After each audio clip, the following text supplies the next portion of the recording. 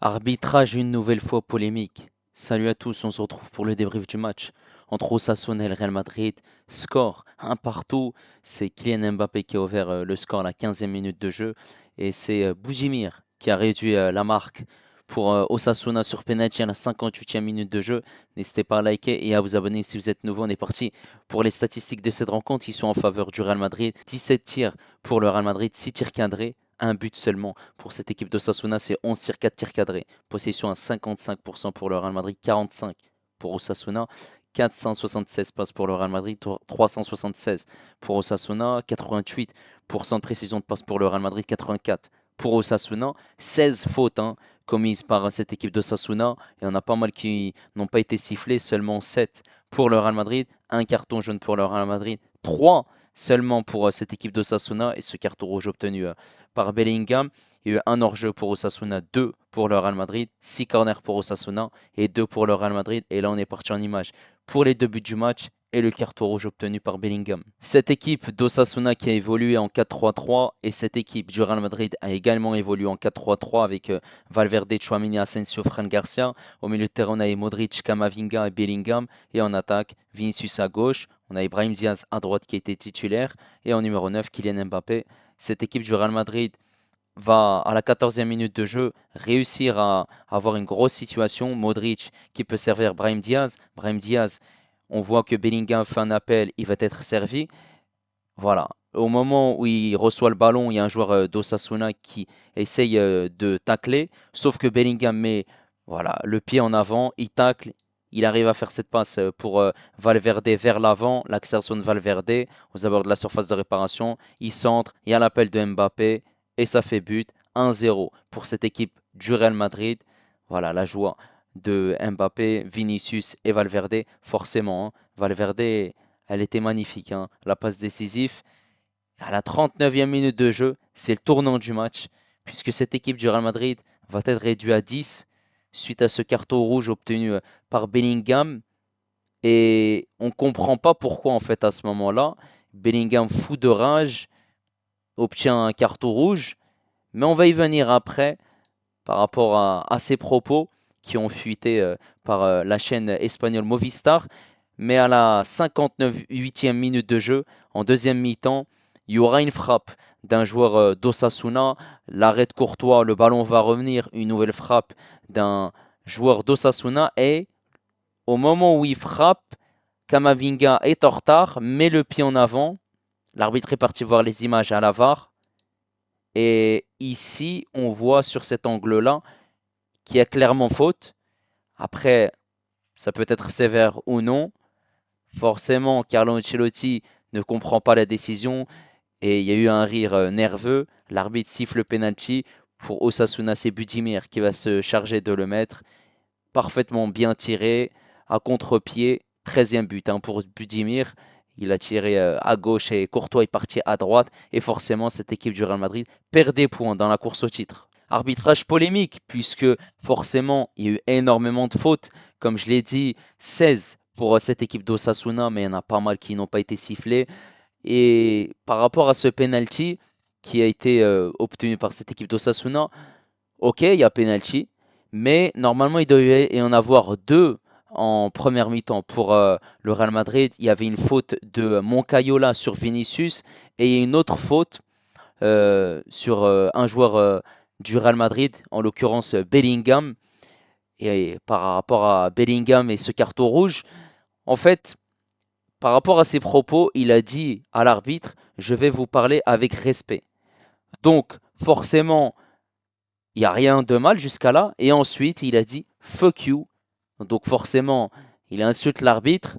C'est les propos qui ont été relayés par la chaîne espagnole Movistar. Et même l'arbitre espagnol l'a dit à Modric que voilà, il y a eu cette insulte. Et donc, oui, le carton rouge est mérité par rapport à cette insulte.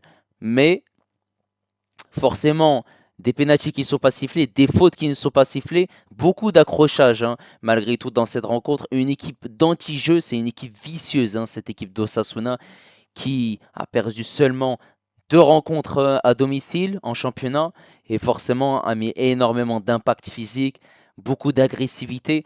Elle m'a fait penser à à cette équipe de l'Atlético de Madrid de Diego Simeone, même si c'est pas le même registre. Et forcément, beaucoup d'impact. On avait une équipe qui était très haute. Forcément, cette équipe du Real Madrid essaye de prendre la profondeur, notamment avec de très très bons ballons dans la profondeur pour Kylian Mbappé. Mais voilà, l'arbitrage est une nouvelle fois polémique. On ne comprend pas hein, clairement pourquoi l'arbitre ne revenait pas aux fautes lorsque l'avantage était laissé. Il y a eu des cartons jaunes qui étaient donnés, mais ce n'était pas assez. Donc forcément, ça reste quand même compliqué, sachant que le Real Madrid est en conflit avec l'arbitrage dans le championnat espagnol. Voilà, le Real Madrid a ouvertement critiqué l'arbitrage, clairement, et forcément, ça devient agaçant, clairement. Voilà, j'ai pas envie de prendre parti pour le Real Madrid, mais clairement, l'arbitre aujourd'hui, c'est n'importe quoi, hein. Parce que, ok, tu donnes un penalty pour le Real Madrid, mais voilà, il y a des moments où il y a des contacts épaule contre épaule, il y a des accrochages envers Mbappé, pas de carton jaune, et il ne s'est pas fait respecter clairement dans cette rencontre, parce que c'est lui qui doit donner le tempo dans cette rencontre, mais là, c'est vraiment n'importe quoi. Forcément, cette équipe d'Osasuna ressort avec ce point du match nul, c'est une très bonne affaire pour eux, mais c'est surtout une très bonne affaire pour l'Atlético de Madrid et le FC Barcelone, l'Atlético de Madrid, qui joue son match contre le Celta Vigo aujourd'hui. Et on a cette équipe du FC Barcelone qui jouera son match lundi contre le Rayo Vallecano. Maintenant, on va parler par rapport à la prestation des joueurs du Real Madrid. On va commencer par Thibaut Courtois, qui a fait une rencontre impeccable. Il a fait les arrêts qu'il fallait, que ce soit en première ou en deuxième mi-temps. Voilà, il a quand même fait quelques parades, puisqu'il y a eu 4 tirs cadrés hein, pour Osasuna. Bravo. Valverde sur le côté droit, c'est un couteau suisse, hein. On voit que Carlo Ancelotti aime bien bricoler. Camavinga sur le côté gauche, Valverde sur le côté droit, Chouameni en défense centrale. Et Valverde aujourd'hui, il a fait une prestation remarquable, impeccable, parce que non seulement il a apporté défensivement, et on le voyait monter au milieu de terrain et Modric prendre ce couloir pour fermer une défense à 3 aux côtés de Chouameni et Asensio. Voilà, défense impeccable. Forcément, Valverde a aussi apporté offensivement avec cette passe décisive. Il était aussi très très bon pour essayer de trouver ses coéquipiers dans la dernière passe. Prestation remarquable, bravo. Cette charnière centrale Asensio Tchouaméni a été impeccable. Ils ne se sont pas fait manger dans la verticalité. Il y a eu quelques situations, mais ils les ont bien, voilà, bien défendues. Asensio a été remarquable, voilà, pour être bon que ça soit dans les duels aériens, au sol, dans la vitesse, ne pas se faire surprendre aussi à l'épaule, placement au top. Chouamini aussi a été remarquable. Voilà, il n'y a rien à dire. Sur le côté gauche, Fran Garcia, j'ai trouvé qu'il n'a pas vraiment apporté offensivement, même s'il y a eu quelques accélérations par moment. Par contre, défensivement, il a été impeccable, hein. La prestation, il n'y a rien à dire. Bravo. Au milieu de terrain, Kamavinga, voilà, il a été coupable de cette faute sur ce joueur d'Osasuna, donc ce penalty par la suite. Mais il y a eu quand même quelques situations où il y a eu des fautes. Il arrivait à monter, à être intelligent aussi et pertinent entre les lignes, accélérer, être bon. Il a récupéré des ballons, il a taclé. Il y a eu des fautes aussi intelligentes de la part du milieu de terrain français. Je trouve que sa prestation est plutôt globalement correcte, même s'il y a cette faute hein, qui détache la prestation de Camavinga par rapport à ce penalty qu'il a donné à Osasuna. Maintenant, il y a Bellingham. Bon, Bellingham, il a été exclu à la 39e minute de jeu. Et forcément, voilà, il n'a pas énormément apporté hein. En 40 minutes. Il y a eu quelques petites actions, mais ça reste compliqué quand tu sors à la 39e minute de jeu. Donc, on ne va pas juger sa prestation aujourd'hui. Modric, que j'ai trouvé pertinent, intéressant dans ce qu'il a fait. Il a été bon à la conservation de balles pour monter, même si par moment on a vu cette équipe du Real Madrid reculer et forcément être au repos, au ralenti.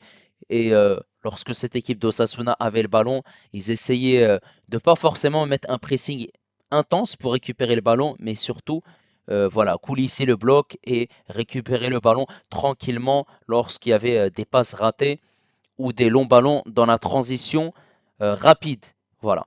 Bravo malgré tout hein, pour Modric. En attaque, on va commencer par Mbappé qui a fait une prestation remarquable. Match excellent de sa part. Que ça soit dans le placement, parce qu'en première mi-temps, il était sur le côté gauche et on voyait Vinicius à la pointe de l'attaque. Et Mbappé a eu plusieurs situations où il a réussi à faire des appels, à prendre de vitesse cette défense d'Osasuna, Errando et Catena. Bravo, hein. D'ailleurs, ces deux défenseurs centraux, ils auraient dû hein, écoper d'un carton jaune parce que vraiment l'agressivité que cette équipe fait, c'est vraiment n'importe quoi. Par rapport à Mbappé, bah, remarquable les appels.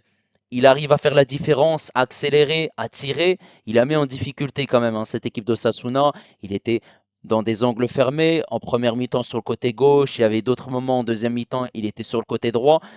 Et il y a eu beaucoup de parades de la part de Herrera. Des frappes aussi qui partaient au-dessus. Ensuite, on a vu qu'en deuxième mi-temps et en fin de rencontre, il arrive à se créer cette solution tout seul. Voilà, il y a un accrochage, mais il arrive par la suite à tirer et Herrera fait cet arrêt. Il arrive aussi même à dribbler. Voilà, il y a cette situation où il arrive à servir Vinicius de l'autre côté. Très belle entente entre les deux. Hein, lorsque voilà, Mbappé prenait la profondeur, Vinicius était à la pointe. Il y a eu pas mal de jeux entre les deux, pas mal de remises. Les deux essaient aussi de se chercher. Mais surtout, Mbappé a été un tueur aujourd'hui puisqu'il a réussi à marquer ce but qui permet à Mbappé d'être à 17 buts hein, désormais dans le championnat espagnol et revenir à 2 unités de Lewandowski. Et forcément, il arrive à être juste, forcément, dans cette passe de Valverde. Bravo, il a l'instinct d'un tueur, l'instinct d'un renard de surface et de marquer ce but. Voilà, aujourd'hui, la prestation, elle est remarquable, malgré ce match nul hein, du Real Madrid, clairement. Sur le côté droit, Brahim Diaz, on n'a pas vraiment vu. Voilà, il venait beaucoup décrocher. Offensivement, c'était très compliqué malgré tout. Par rapport à cette prestation mardi contre Manchester City où il rentre en jeu et marque ce but, voilà, c'est compliqué aujourd'hui. Il y a eu l'entrée de Rodrigo, où on a vu Rodrigo être bon, avoir beaucoup de percussions, varier le jeu, passer à gauche, passer à droite, beaucoup de mouvements, beaucoup de dribbles aussi. On voit un Rodrigo percutant, mais voilà, ils ont quand même pêché malgré tout face à cette équipe d'Osasuna. Et Vinicius, qui a eu des situations qui auraient dû obtenir un penalty, forcément, c'est dommage. Hein. Il a réussi à dribbler, à prendre la profondeur. Ça reste compliqué hein, pour un Vinicius. Ça fait un petit moment qu'il n'a pas marqué en championnat. Il a été intelligent dans ses placements, dans la percussion. Il y a eu des dribbles réussis, d'autres moins. Et forcément, on se pose des questions par rapport à sa prestation aujourd'hui, mais je trouve que ça reste positif. Après, le Real Madrid enchaîne 3 matchs en Liga, forcément sans prendre de points et sans victoire surtout, puisque il y a eu cette défaite contre l'Espagnol Barcelone, ce match contre l'Atlético de Madrid, et là, un nouveau match nul. Et forcément, on a l'Atlético et le Barça qui peuvent prendre la tête de cette Liga. Ça va dépendre de leur rencontre, clairement. C'est un faux pas hein, pour le Real Madrid qui ne va pas les arranger. En tout cas, n'hésitez pas à me dire clairement ce que vous avez pensé de l'arbitrage aujourd'hui, parce que c'est catastrophique, et de la prestation du Real Madrid. N'hésitez pas à liker, à vous abonner si vous êtes nouveau, et moi je vous dis à la prochaine. Ciao les amis.